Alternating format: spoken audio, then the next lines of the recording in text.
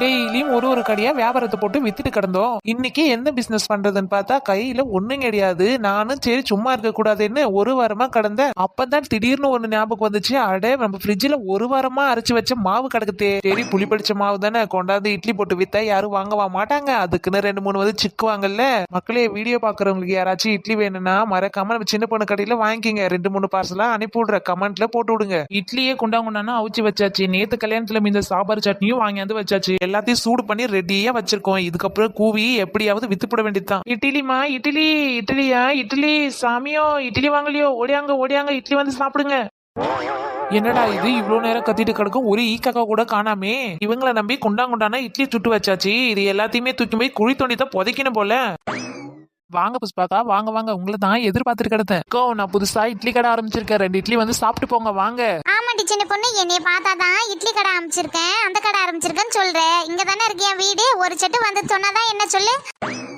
என்ன புஷ்பாக்கா நீங்களே இப்படி பேசுறீங்க? நான் என்ன வேணும்னா போட்டு விற்க, திடீர்னு தான் சரி இட்லி கடை போட்டா நல்லா இருக்குமேன்னு சொல்லிட்டு போட்டு விற்கேன். சின்ன பொண்ணு, என்னதான் இருந்தாலும் எங்ககிட்ட நீ ஒரு வார்த்தை சொல்லியிருக்கணும். ஏன்னா நாங்க தானே வந்து வாங்க போறது. என்னடி வசந்தி நீயே இப்படி பேசுற? புஷ்பாக்கா தான் இந்த மாதிரி பேசுறாங்கன்னா நீயும் அதுக்கு மேல பேசிட்டு கிடக்க. சரி சரி, அதையெல்லாம் விடு சின்ன பொண்ணு. நடந்து நடந்து காலெல்லாம் வலிக்குது. எங்க ஒரு சேர கூட காண உட்காரதுக்கு. ஏக்கா ஒரு சேரு பெஞ்சுன்னு போட்டா எக்ஸ்ட்ரா உள்ள காசு. அதான் கையிலேயே இட்லியை கொடுத்து சாப்பிட சொல்றா போல. என்னடி வசந்தி இப்படி சொல்லிவிட்ட? நெட்ட மாமா சேர் எடுத்துட்டு வரதான் போயிருக்காரு. இரு கொஞ்ச நேரம் வந்துருவாரு. ஓஹோ சின்ன பொண்ணு, 2 பேரும் சேர்ந்தே அப்ப கடையை போட்டீங்களா? ஆமாக்கா, நான் ஒண்டி கடையை போட்டு உட்காந்துருக்கா. அந்த மனுஷன் வீட்டுல தானே கிடக்காரு. அதான் அவரு ஈட்டாந்து சும்மா எடுபடி வேலைக்கு வச்சுக்கினேன். ஏடி சின்னோ, எங்க இந்த பெஞ்ச் எல்லாம் போறது? இதோ அவரே வந்துட்டாரு. நெட்ட அங்க 2 பேரும் நிக்கிறாங்கல்ல, அவங்களுக்கு பக்கத்துல சேரி பெஞ்சு போடு.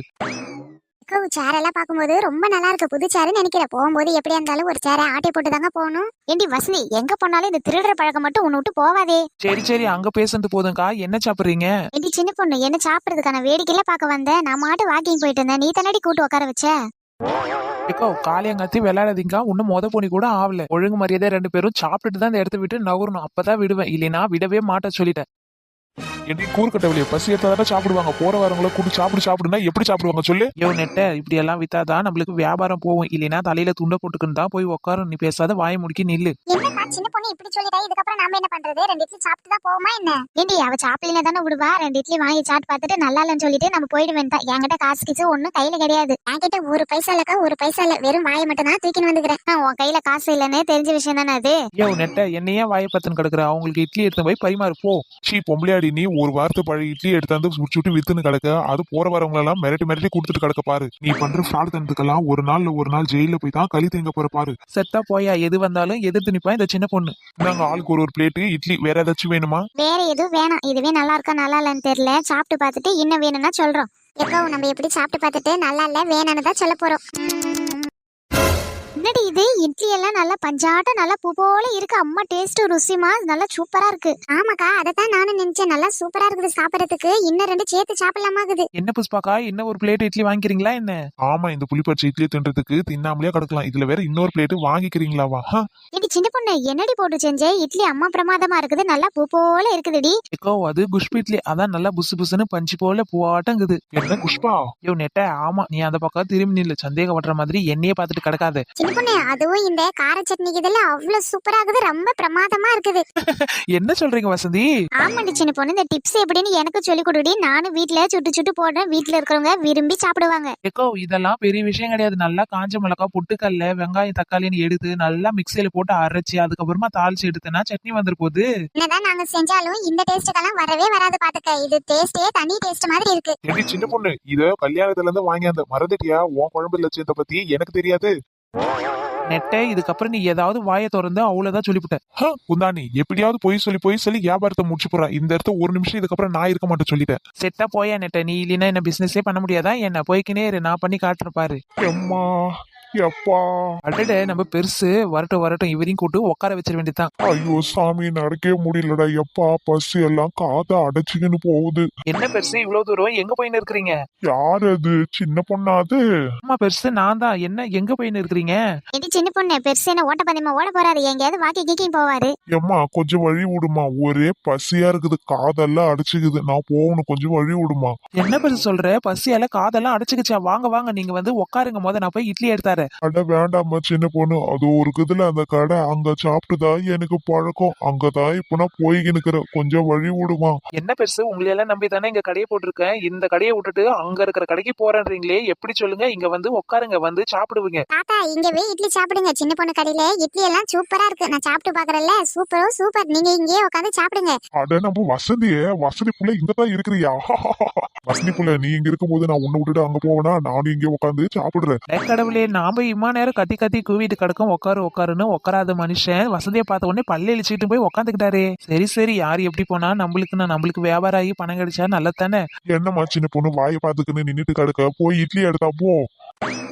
தாத்தோய் இந்தாங்க இட்லி சாப்பிடுங்க. வசந்தி அதிகாலையிலும் அந்தி மாலையிலும் உன் ஞாபகம். பாத்தீங்களா, தாத்தாவுக்கு குசும்பு ரொம்ப அதிகமா இருக்குது பாத்துக்கோங்க. தாத்தா எதுக்கு இட்லி வாங்கி வச்சுட்டு உட்காந்து கிடக்கீங்க? சாப்பிடுங்க. வசந்தி, வரும் வழியில பசின்னு வந்த உன் முகத்தை பார்த்த உடனே எனக்கு பசி எல்லாம் அடங்கி போச்சு. அடக்கடவுளே, நாடி நரம்பெல்லாம் அடங்குற வயசுல உனக்கு பசி அடங்கி போச்சா? என்ன தாத்தா நீங்க இட்லியே வாங்கி வச்சுக்கின்னு இந்த மாதிரி எங்க வாயே பாத்துட்டு இருந்தீங்கன்னா நாங்க எப்படி சாப்பிடுவோம் சொல்லுங்க? நீங்க சாப்பிடுங்க. நீங்க சாப்பிட்டா தானே எங்களாலையும் வயிறம்ப சாப்பிட முடியும். வசந்திய, நீ பார்த்துட்டு போனாலும் பார்க்காம போனாலும் பார்த்துக்கிட்டே தான் இருப்பேன். நான் பார்த்துக்கிட்டே தான் இருப்பேன். ஆமா, வசந்தி எங்க உட்கார்ந்து இருக்கான்னு கூட தெரியாது. கண்ணு தெரியாத வயசுல பாத்துட்டு இருப்பாரு இல்லாம பாத்துட்டு. தாத்தா நீங்க பாட்டு பாடிட்டு இருந்தீங்கன்னா எப்பதான் சாப்பிடுவீங்க சொல்லுங்க? சாப்பிட்டுக்கினே பேசுங்க. சரி வசந்தி, நீ சொன்னதுனால நான் சாப்பிடுறேன். நீ சொல்லலைன்னா நான் உன் முகத்தையே பார்த்துட்டு உக்காந்துங்க இருந்தா கூட இன்னைக்கு பூரா எனக்கு பசியே எடுக்காது. ஆமா, ஆடி அடங்குற வயசுல லவ்ஸ் பருந்த பழசுக்கு.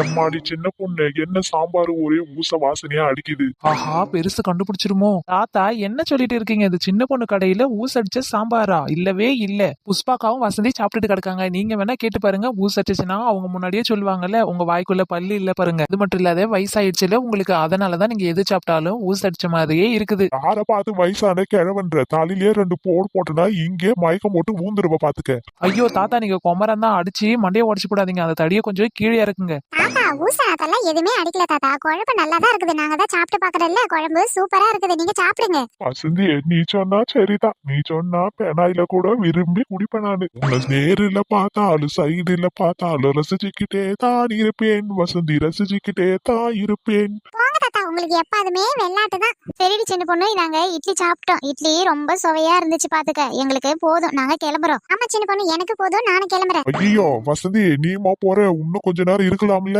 இல்ல தாத்தா, நாங்க சாப்பிட்டுட்டோம், அதான் நாங்க கிளம்புறோம். நீங்க சாப்பிட்டு பொறுமையா வாங்க.